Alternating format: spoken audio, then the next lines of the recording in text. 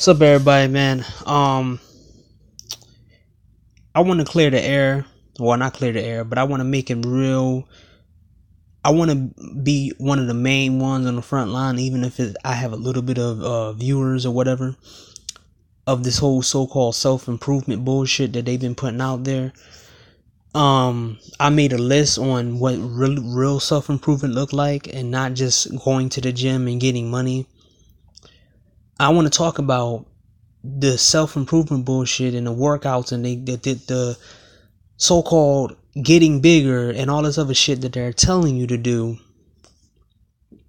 They're not telling you the dark side of the workout, the fitness industry, bodybuilding. So I'm going to put a whole bunch of links in there so you can read some of these articles about the darkness, the dark side of working out, and the dark side of bodybuilding, and the dark side of powerlifting, and the dark side of pretty much the fitness industry. See, these guys are not telling you the precautions to take and what your body might do when you so-called self-improving. They're not telling you how much money it's going to take to maintain your body, how much food you got to eat. They're not telling you that how much money it takes to maintain the physique they have, and how different they have to live their life with being bigger or being more muscular, and how many pounds they're walking around with, because there's many different bodybuilders that couldn't maintain their physical attributes for a long period of time. And some of these bodybuilders even died from them just pushing and going to the gym. The one thing that they're not telling you, and these people who telling you to self-improve and then themselves are big, they're not telling you whether they're natural or unnatural. Are they using performance enhancers, or are they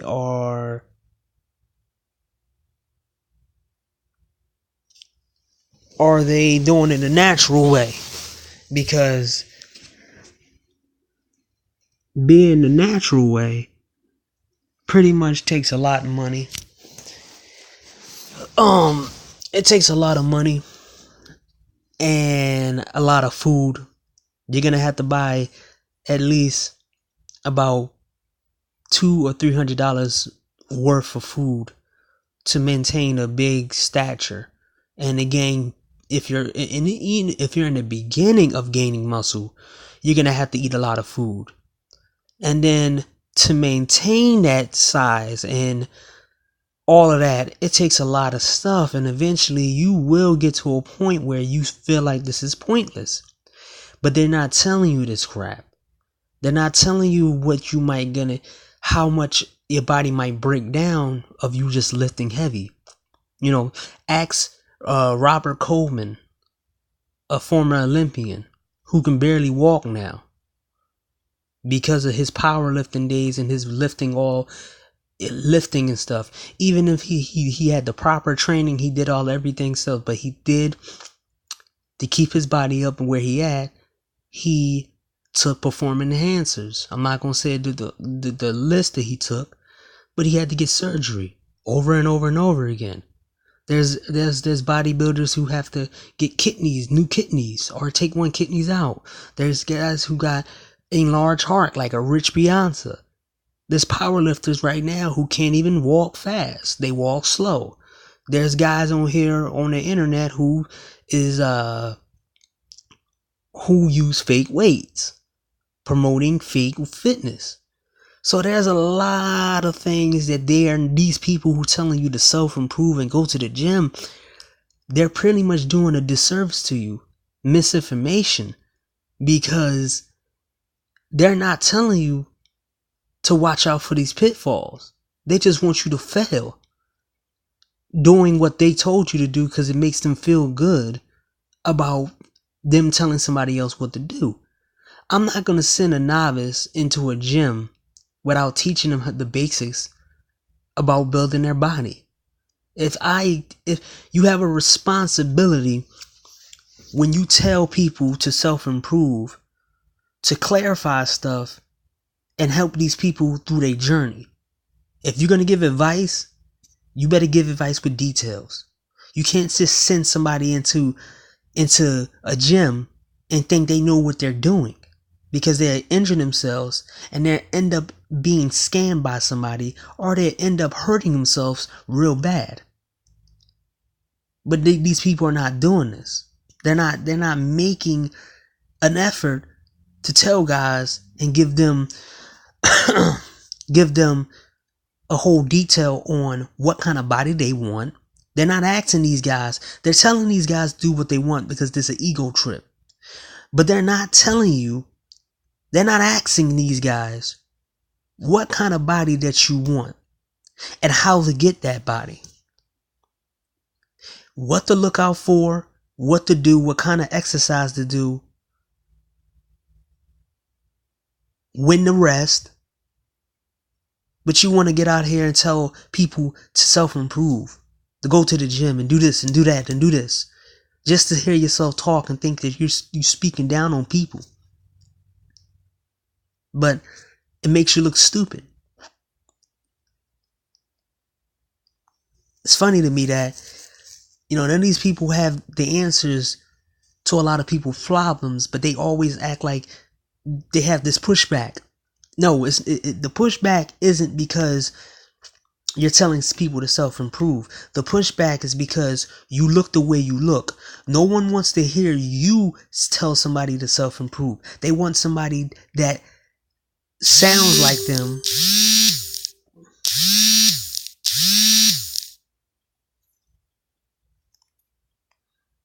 They want somebody who looks like them, who has the same things they like, and to tell them the real. They rather have somebody who can speak to them in a way where it's not insulting to them. You can't keep telling people that they need to date on their level. You're using shaming language, the same kind of shaming language as women do. You got to talk to a man, because men are not easily controlled, and they're not easily duped. They won't easily follow somebody. Even if you think you're a so-called alpha male and you're the perfect man, no one wants to hear from you because they're not easily fooled by you. Okay? They want somebody as flawed as them to show them that someone like them can be as successful, to give them the real information and the real no. Not somebody who sit back and arrogant and talks about people and belittles them and tell them that they need to look in the mirror and they never had this gratification. You're speaking for certain. You're not speaking for guys. You're not speaking. You need a figurehead who's going to know how to talk to people in order to change minds. This is why they have certain people who, in the army or in the military special forces, you got guys who integrate into a country and they talk like the people. They integrate into their culture and they integrate and they know how to speak to people in a certain way where it's not insulting. But these same guys who tell people to self-improve, these guys are said that they have social skills. I should make a video about that too. These guys don't have social skills, because true social skills is having an ability to talk to certain people in a correct term where they can understand your point of view, and it will get through in a way where you can speak to them where they will understand. No shaming language, no bullshit talking points. You have to give them a real word of advice in a way where they can take it where it's not insulting. That's how you change minds. You don't go to a country, belittle them, and think the country's going to get behind you, because they all going to turn on you and they're going to have pushback.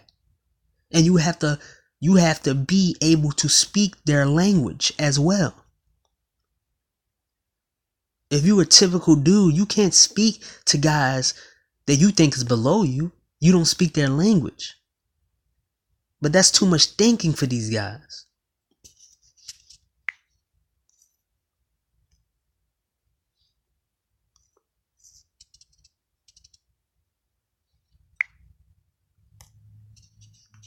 That's really too much thinking for these guys. And these are the guys who they say are the select men. If they so select, why they don't know how to speak to everybody at all? If you were so-called select and jawline or whatever you want to call yourself, and you would know how to speak to people in their language, but you don't. Then you try to put titles on people and you try to project what you think is attractive onto guys who you think should be going with. Let me say that again. You project what you think is attractive onto guys who you think is lower than you. So you might think someone is not a 10, and you trying to discredit these guys and say, well, it's not true. When they leave black women, they don't get a 10. They don't get that. They get something else. No. They might get someone who they see as a 10, but you might not see them as a 10. And I hate that 10 bullshit. Every time they're kind of like the women when they always change words around, where good now is bad and having select social skills is socially awkward now to these people. And they're out here, calling people socially awkward when those guys who socially awkward just don't want to speak to you. They don't like to speak to you. And they don't want to speak to you because they don't speak your language. Certain people speak certain languages in society. Maybe that same guy who you're sitting here saying that they don't have social skills can talk to somebody like themselves, and they have long conversations because that person is their selves. But you yourself don't have that kind of social skills to speak to those guys in the manner where they can speak to each other. Half of you barely who people who call somebody who says somebody has they don't have social skills or they socially awkward. You can barely go integrate yourself into another community. You can barely stop your slang words or being aggressive. You can't even change your disposition when you get around certain type of people. And you easily offend people with what you so used to. People with great social skills can adapt to every situation and know how to talk in every situation, where it's a common denominator where they can speak to certain people. But when they get to certain subjects, that's when they have a certain okay, I'll talk to you later, and move away because they know their limitations in certain social circles. But these guys, they have a limited social skills, and they want to say that they're socially awkward because they can't talk to you in your manner, but you can't talk to them in their manner. So that makes you socially awkward, the same as them, because you haven't learned that. They shouldn't conform to you, and you shouldn't conform to them. Y'all should have a common ground and knowing how to speak to each other. That's real social skills.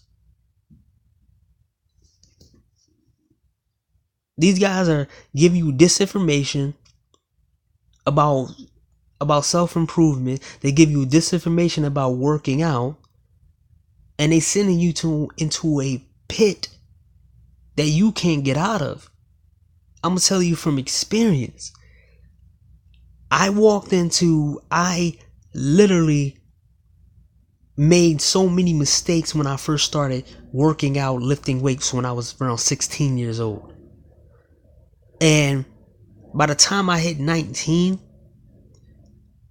I had so many injuries that I was walking around with, and I wouldn't stop because I didn't have the information that I had now. I had my back was messed up for me deadlifting heavy all the time. My right I forgot what you call it. It was nearly split where every time it hurts, I overtrained about 2 times where my body was so exhausted. Every time I would eat or drink something, it felt like it was never enough. And every time I walked, it was like I ran a marathon. It felt like I was running at full speed because I overtrained myself.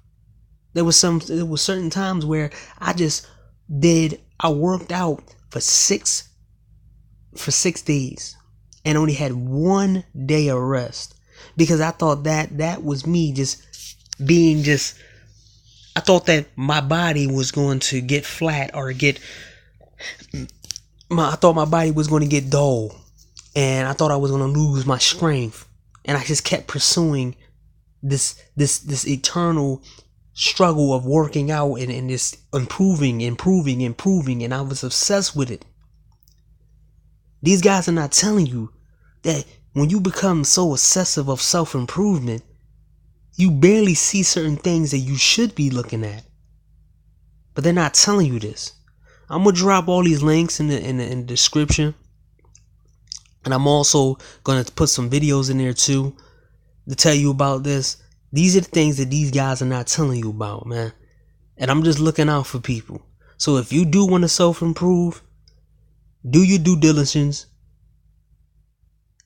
Find a good gym. Look at the people inside the gym first to see if you're comfortable around these people. Also, look at the people who's in the gym. If it's a hardcore gym, there's people in there that are going to work out regardless. But if you were in a gym that's mixed with people who are there to get a nice body and then bounce, or guys in there who just stay in there because they don't want to go home to their wives, or people in there to just be as another club, then you should know how to alternate yourself. Also, this is another tip for you if you want to work out. See the limitations of your gym, the weights, how they take care of the machines. Is the machine sanitary? How many machines in there that could benefit you to what you want to get with your body? Do they sell good drinks and beverages? Are they trainers affordable? Do they give good gym tips? It's in an environment that you can keep going to and it makes you feel comfortable in. These are things they should tell you. But I'm telling you right now, you want to go to the gym, don't go hardcore when you first hit the gym. Don't do that. Go as light as you possibly can and then keep going light for a week, where you will be somewhat sore, but you won't be so sore that you can't move, because this will work your body up to getting to the regular stuff. Remember, if you go into the gym and you're a beginner, you got to learn the ropes before you even before you lift heavy, before you do anything. Focus on your progression and don't focus on anybody else's in the gym. Because if you are in a gym for yourself, you don't need to look at anybody else, but you need to take your time. So that means that even if you hit the gym, do light things. Try doing light things for at least 2 weeks. And then these 2 weeks, yourself is going to have the ability for your body to actually get used to these workouts, get used to the environment, and you will program yourself to get used to going to the gym. And also, it will give you the ability to analyze what workouts you like and what workouts you don't like. And it also gives you the ability to look at the gym and the people in it. The first advice that I tell you before you go in there. Whether you are a gym person in the morning, the night, or the evening as well. These are tips that these guys who telling you to self-improve should be telling you. Or because the 2 weeks that I'm telling you to do, those are the 2-week warm-up period. Or you can set 2 months or a month at home doing weightless exercises, push-ups, jumping jacks, or lifting something with bags in it. You know, lifting heavy bags, curling them. Getting used to your body where you can be in the comfort of your own home where your body will get used to it. Because in that case where you're doing it at home for a month, it will give you the ability to build yourself up the way you want to build yourself up. But that will give you at least stability to go to the gym and go hard where you won't be super sore. Because the gym lifestyle, you usually are sore. This is something that they don't tell you. Lifting heavy does put damage on your body if you do it too much. I mean, it's a lot of things that these guys are not telling you, and I'm not going to be the one to just go out here and make a whole entire thing for it, you know, because I'm not telling you to self-improve, but I'm telling you to counter that bullshit. I'm telling you a little bit of stuff.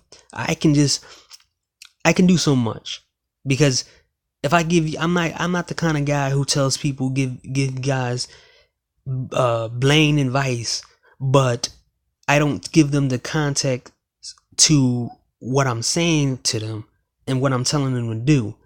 I'm not going to lead you into blindness.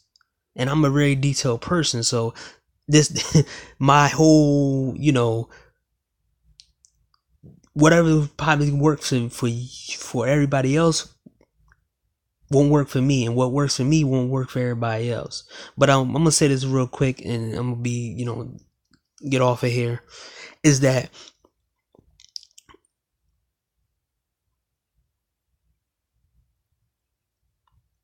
go to people, take the advice of people who ain't gonna try to belittle you, and take the advice of people who really care about your progression, who are not telling you to do something just to shut you up or think that they're better than you, or condescending and arrogant and try to put you below them. Take the advice of somebody who wants rivals.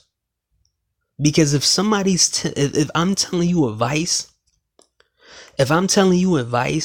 that's going to help you, I want to see you right next to me in life. To see if I'm better than you and you're better than me.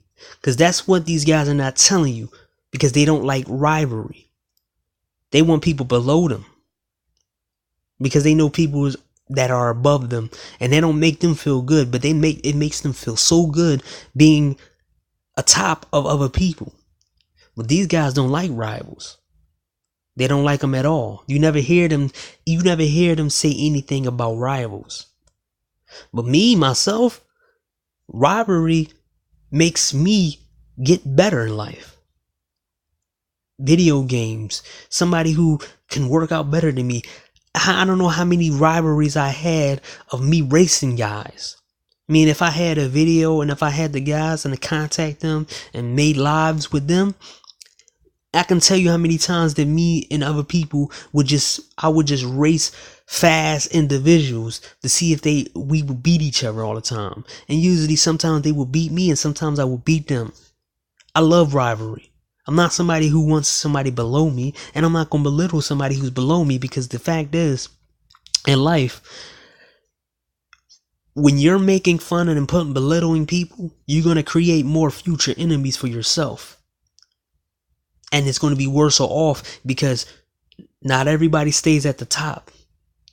And as soon as you fall, and you were arrogant and condescending and all these other things, that person that was below you is going to be on top of you, and they're going to make sure to get rid of you as fast as possible because what you said and what you did to them. But if you are good to them and you give them sound advice, if you fall, you're going to get a hand and tell you, hey man, get back up. I need you to be the best version because I need you to be better. I need you to be the person I remember, because you the guy I need to keep me going, to keep this rivalry going. I want to see you at your best so I can see if I am the best. But this video went on for too long. So I'm gonna put everything in the description box and everything else. I'm just, like I said, I'm just helping people out, man.